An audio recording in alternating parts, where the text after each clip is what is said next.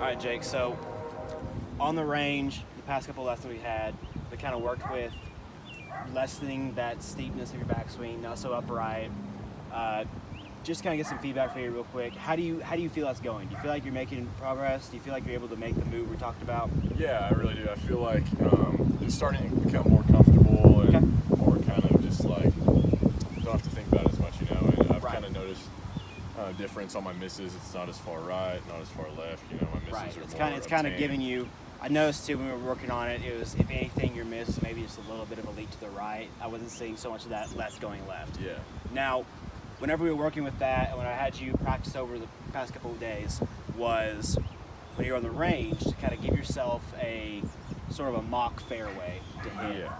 And what we talked about was having about 30 yards wide. So the reason why I said that was to have you, most golf course fairways are anywhere from 25 to 40 yards wide. Some, if you're lucky enough, balloon out to 60 yards wide. But with 30 yards wide, right down the middle, you have 15 yards of variance each way.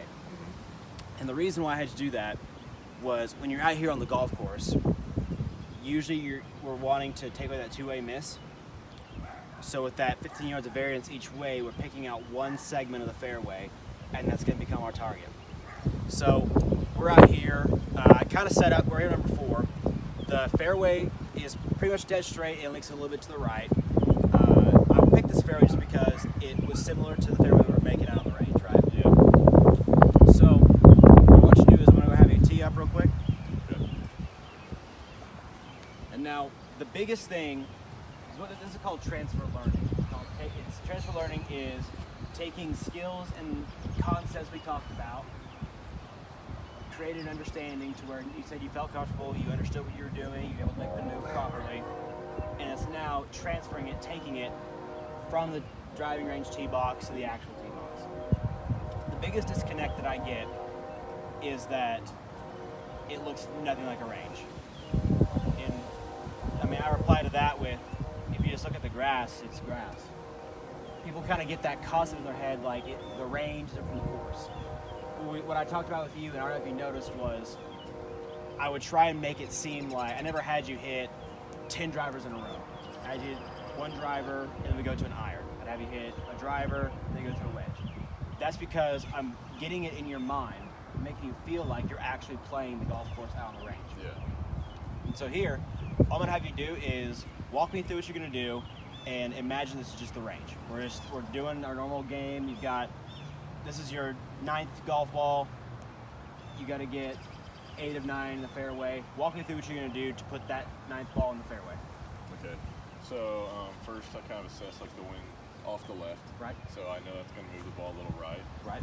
So I'll probably want to start this a little bit more towards the left side of the fairway. Okay. And just kind of let the wind bring it back. Yep. Towards the middle of the fairway. Okay. And then we talked about in our earlier video, our lesson, we're going to kind of work on, we're looking at our aim line, we're getting our stance, and we're trusting the shot.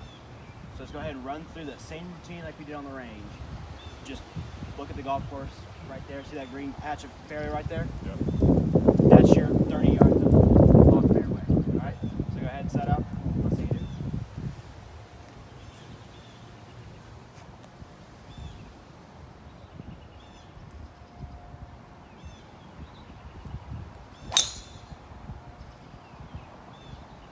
You know what? I think that'll work. I think so too. Not too bad. Yeah. So you kind of feel like you weren't so much playing a tee shot as you were rehearsing what you've already been doing. Yeah. Right. I'd say so.